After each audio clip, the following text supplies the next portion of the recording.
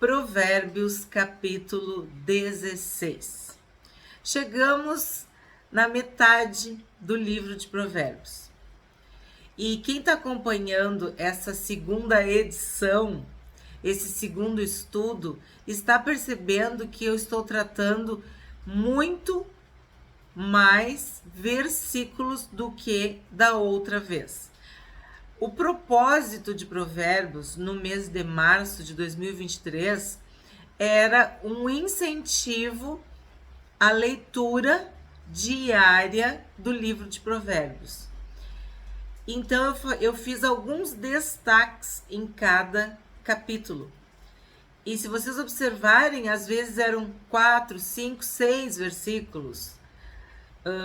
E dessa vez eu tô indo todos os versículos que foram adormecidos, que ficaram adormecidos, que não foram lidos, que não foram tratados, que não foram mencionados, que não foram estudados.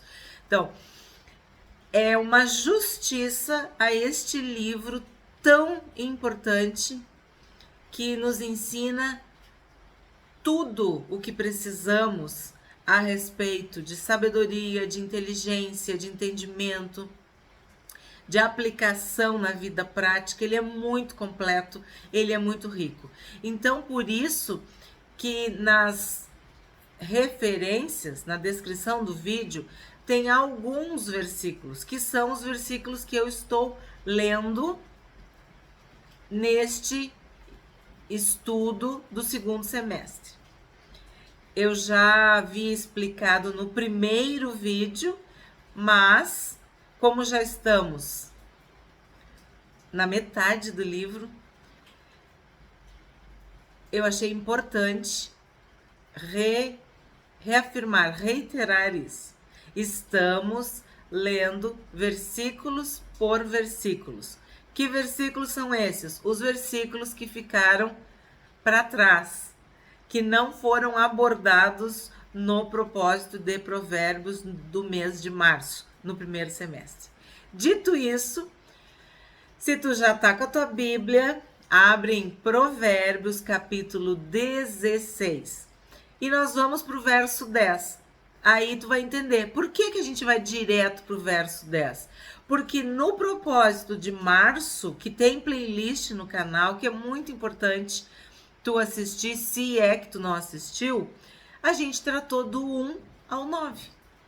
Então, eu tô resgatando, tô fazendo justiça aos outros versículos. Tá entendido? Tá explicado? Então, Provérbios, capítulo 16, verso 10.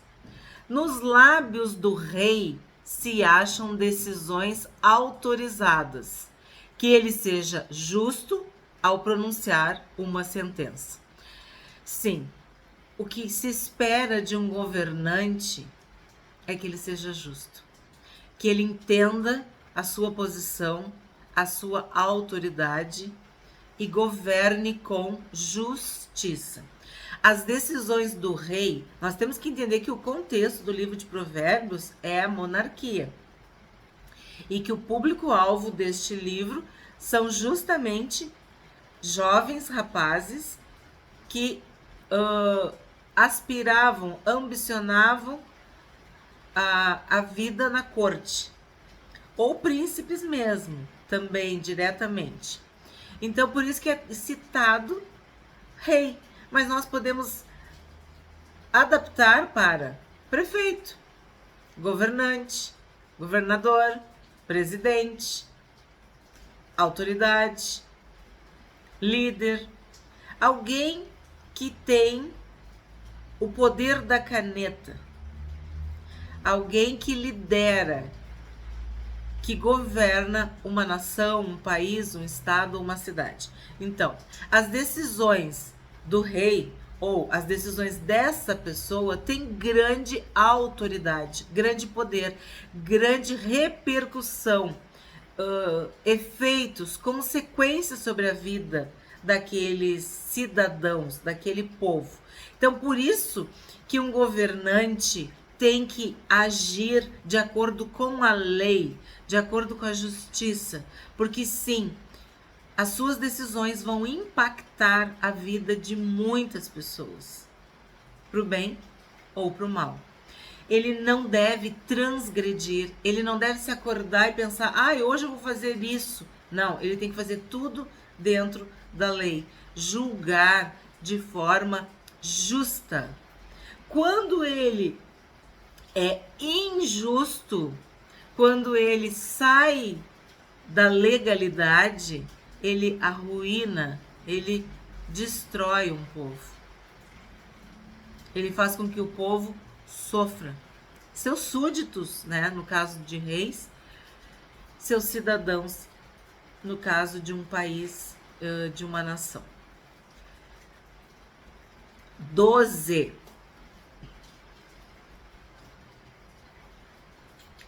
Os reis detestam a prática da maldade, porque o trono se estabelece pela justiça. A gente já viu, né? O detesta, o abomina, o odeia. Então, a maldade é detestável, é abominável, porque um rei se parte do princípio de que uma pessoa que está investida de autoridade entende o que significa estar naquele cargo, estar diante dessa responsabilidade. Por isso que o rei, ou, de novo, o governante, tem que ser justo. E tem que haver mecanismos para coibir, para punir quando ele for injusto, quando ele transgredir, quando ele desobedecer à lei. Porque desobedecer à lei, quando tu é uma pessoa, é uma coisa pequena. Agora, quando tu tem uma autoridade sobre uma nação, sobre um país, isso repercute de uma forma gigantesca, absurda, assustadora. A gente está vendo o que é uma guerra. A guerra, na maioria das vezes, não é o povo que diz vamos entrar em guerra. Não, é o governante que decide. Mas quem vai para o exército, ou quem vai morrer, quem vai sofrer, é o povo, muitas vezes. 13. Os lábios justos são o contentamento do rei, e ele ama o que fala coisas retas. Observem que aqui esse rei é justo. Ele é um rei correto, ele é um rei digno, ele é um rei honesto. Porque só quem é tudo isso que eu falei é que vai admirar, obedecer, amar a justiça, a retidão, a verdade. Um rei que é digno, que é correto, sim, ele vai amar as qualidades, as virtudes daquilo que é reto, daquilo que é certo, daquilo que é correto de se fazer. 14. O furor do rei é como um mensageiro da morte, mas o homem sábio consegue acalmá-lo. Vocês estão vendo que esses versículos falam muito sobre o rei, né? Aí agora a gente está falando da ira do rei.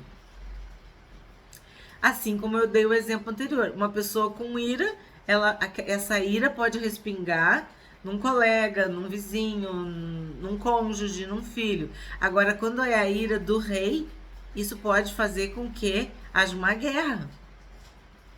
Pode acontecer coisas de consequências inacreditáveis. Então, o que esse versículo está dizendo? Que o sábio acalma o rei. O sábio pacifica, apazigua. Como é que a gente diz? Acalma os ânimos, né?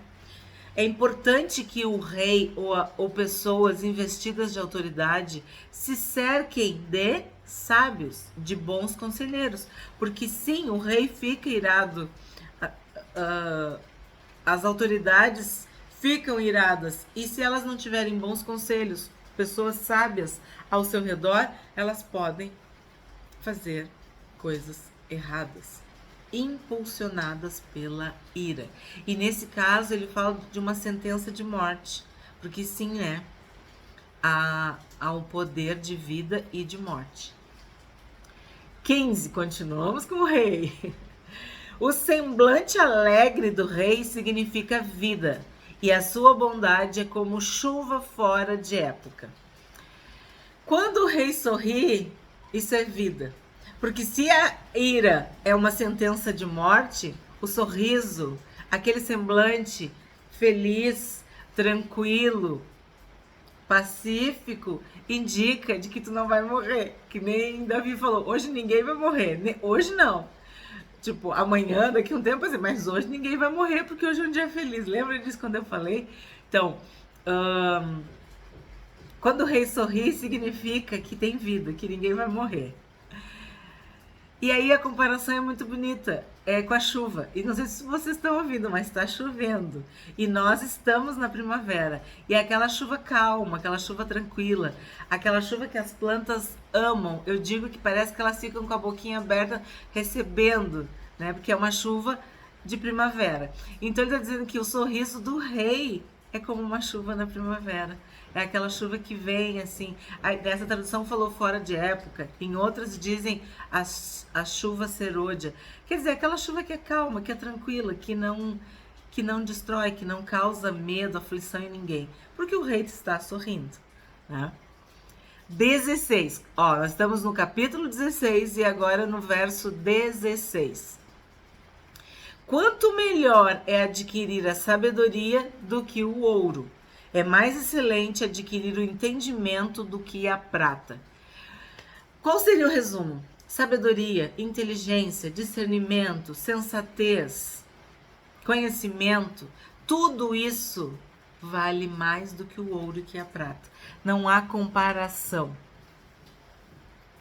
É infinitamente superior o valor da sabedoria, do conhecimento, do entendimento, da prudência diante de bens materiais. 17. O caminho dos retos é desviar-se do mal.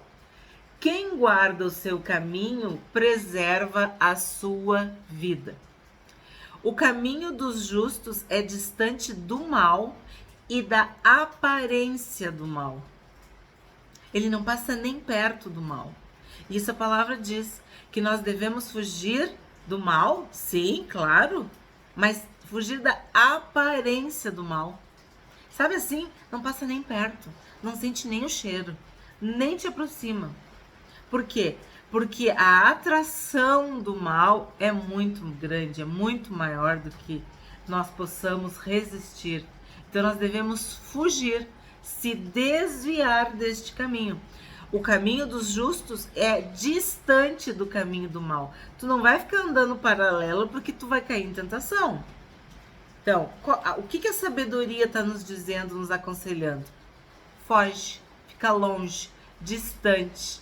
Mantém a distância segura. Porque aí tu vai ficar livre, em paz. Tu não vai ser tentado. Tu vai estar seguro. Tu vai poder andar o teu caminho em segurança. 19. Melhor é ser humilde de espírito com os humildes do que repartir o despojo com os orgulhosos. Então, é melhor ser humilde e viver humildemente, compartilhar com pessoas humildes também, uma vida mais simples, uma vida mais modesta, do que repartir o despojo com os arrogantes, com os soberbos. Despojo é algo que indica o que tu consegue depois de uma guerra. Então, tu fez uma briga, tu fez uma confusão, deu algum problema. E aí sobraram os despojos. E aí tu vai dividir com os arrogantes, com os soberbos? É isso que a palavra está dizendo. Não. Não entra na briga, não faz confusão, não te alia aos arrogantes, aos soberbos. E também não queira os despojos. Não deseje os seus manjares. Outro conselho de Deus para nós. Não cobiçar. Isso me lembra a lepra que pegou no servo de Eliseu. Porque ele cobiçou.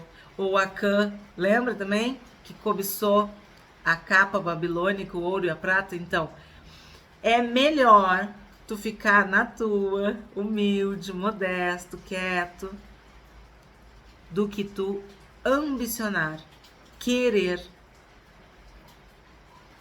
os despojos, dividir, repartir, compartilhar com os arrogantes e com os orgulhosos.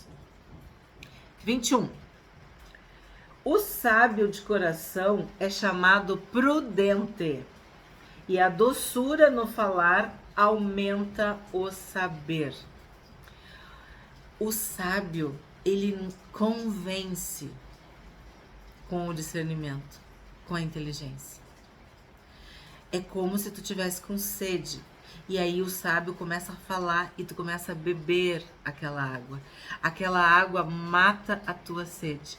Então, é um convencimento, como eu já falei em outro vídeo, é um marketing positivo.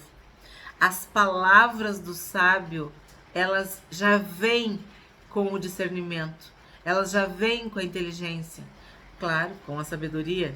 Então, isso já torna agradável, aumenta o saber, é uma doçura, é algo gostoso, algo que te atrai, algo que tu quer. Como é bom ouvir uma pessoa que tem palavras sábias, bondosas, prudentes. É nesse sentido. 22. O bom senso para aqueles que o possuem é fonte de vida, mas a tolice é a punição dos insensatos. Bom, então, se a sensatez é fonte de vida, a tolice é perda de tempo. É algo que não vale a pena. É um desperdício, é uma perda de tempo tu querer ensinar, corrigir, disciplinar o tolo. Porque ele vai ser punido por sua própria tolice. A gente tem visto isso aqui, né? A própria pessoa cava a sua sepultura. Ela que pavimenta a sua estrada. Cada atitude que ela faz, tudo que ela está fazendo, é ela que está abrindo aquele caminho. Seja para o bem, seja para o mal. Então aqui está dizendo que a sensatez, a lucidez, a sabedoria é fonte de vida. Quer dizer, tu tá indo num caminho que é de vida, é fonte de vida, é o bom senso que aquela pessoa possui. Do outro lado, a tolice é o próprio castigo, a própria punição. Por isso que não perde teu tempo com os tolos, porque eles já estão neste caminho e querem estar nesse caminho. Porque se eles não quisessem, eles se convertiam, né? Eles davam meia volta, eles saíam deste caminho, mas querem continuar. 23. O coração do sábio é mestre de sua boca e aumenta a persuasão dos seus lábios. A gente vê que, então, a pessoa que tem uma mente sábia, ela vai ter palavras sábias, ela vai ter conselhos sábios, ela vai ter um estilo de vida sábio, uma postura sábia. É totalmente diferente. O coração dessa pessoa tá cheio de sabedoria, de entendimento. Então, a sua boca vai revelar esta sabedoria. A gente precisa entender que o que acontece aqui dentro, o coração do sábio é mestre de sua boca. O que acontece dentro de nós determina o que nós falamos. E isso faz com que as pessoas possam aprender conosco. Aqui fala persuasão. É o mesmo sentido, é o de ensino, de convencimento, das pessoas entenderem. Isso é verdade. É mesmo, tá certo. Como dizia minha avó, justo, é justo. Isso faz com que a pessoa queira a sabedoria. Ela busca a sabedoria, porque ela tá vendo o resultado na vida do outro. Porque o coração daquela pessoa tem sabedoria. Ensina-nos a alcançar um coração sábio. É isso que a gente busca, um coração sábio, porque aí as nossas palavras serão sábias e as nossas atitudes também serão sábias. 24. Eu amo esse versículo. Palavras agradáveis são como favo de mel, doces para a alma e remédio para o corpo. Já falei algumas vezes aqui e até eu me emociono, por quê? Porque eu creio nisso. Assim como palavras podem machucar, palavras podem curar. Palavras agradáveis, palavras bondosas são como mel. Adoçam a vida, alegram, nutrem, a gente já viu, né? Alimentam. São doces para a alma, são agradáveis. São cura para o corpo, são medicina para o corpo. Como é bom uma palavra dita no tempo certo, uma palavra com amor, uma palavra ungida, uma palavra de Deus.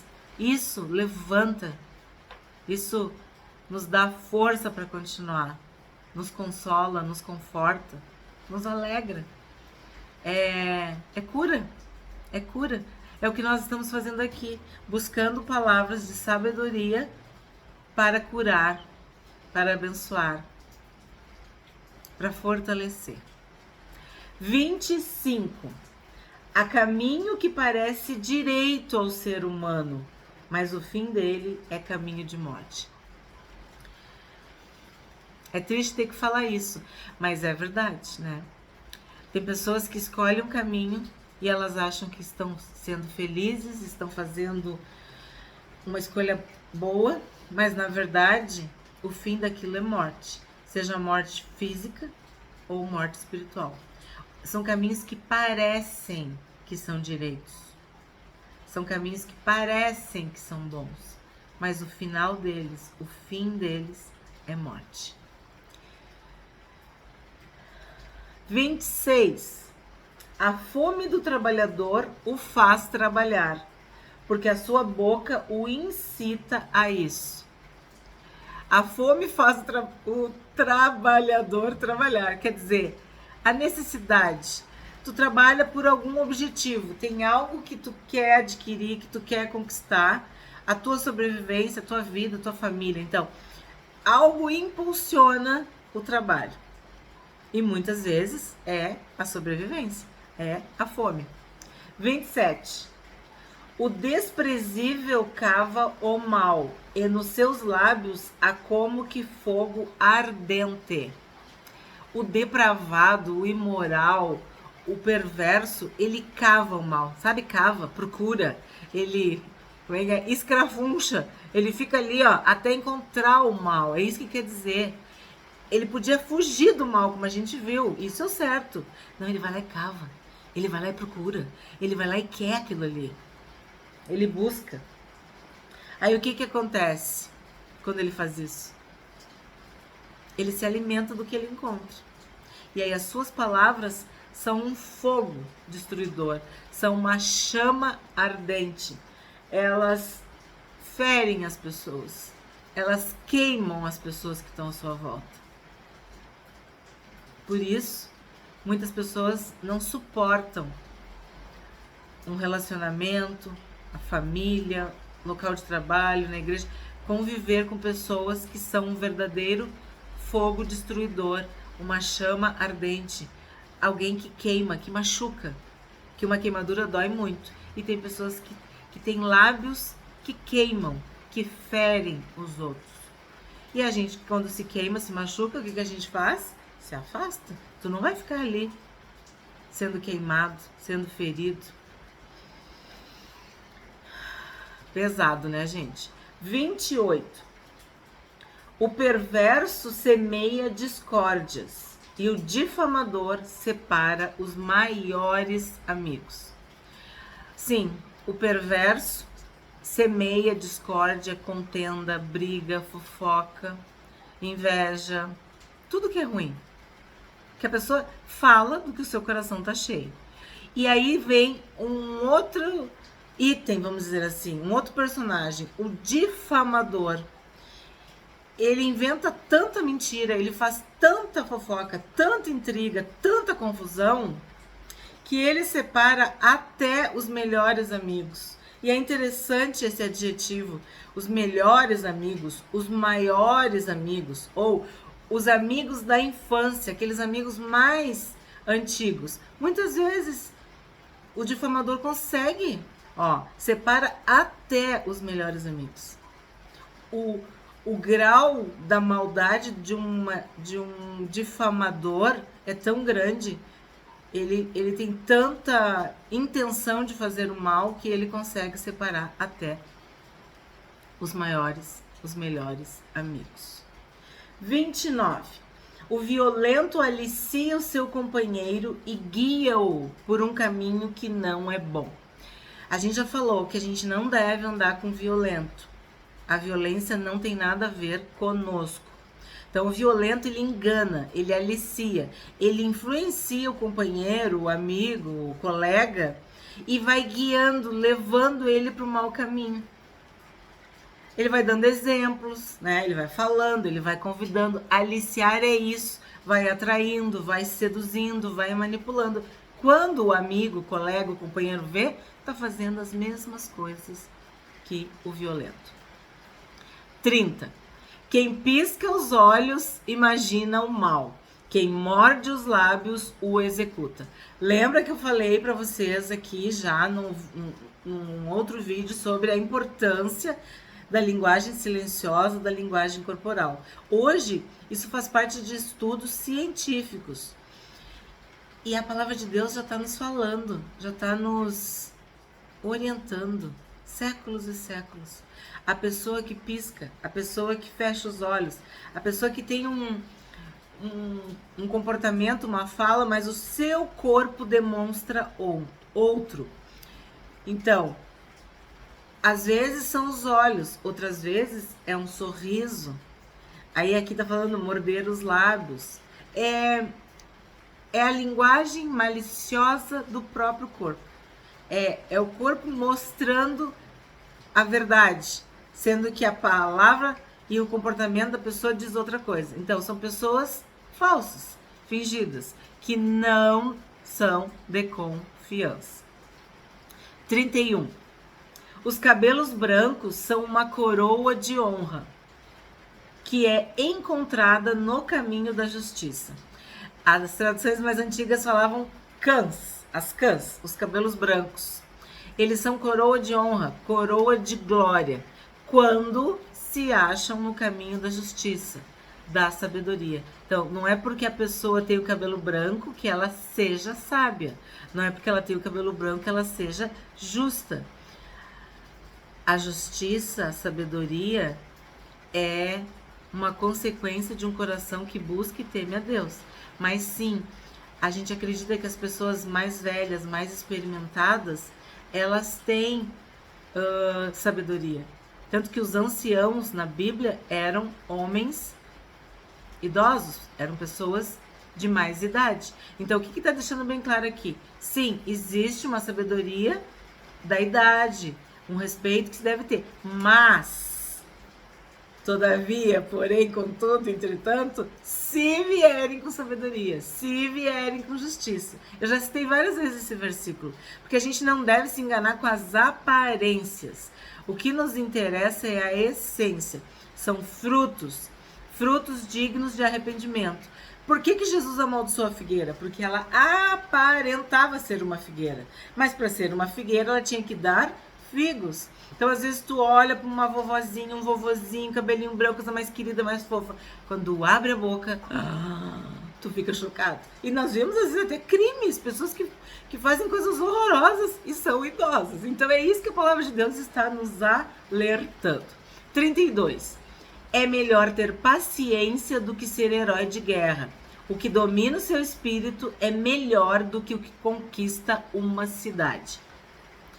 É melhor ser paciente, ser longânimo, do que ser um herói de guerra poderoso, que não consegue se dominar. Então, se tu te domina, se tu tem autocontrole, tu é mais poderoso do que aquele que domina uma cidade. Isso é a mais pura verdade. Até rimou. 33. Para fazer um sorteio são lançados os dados, mas toda decisão procede do Senhor. As pessoas podem lançar sortes, que é o que ele está falando de dados. mas do Senhor procede toda decisão. Quem determina o resultado é o Senhor.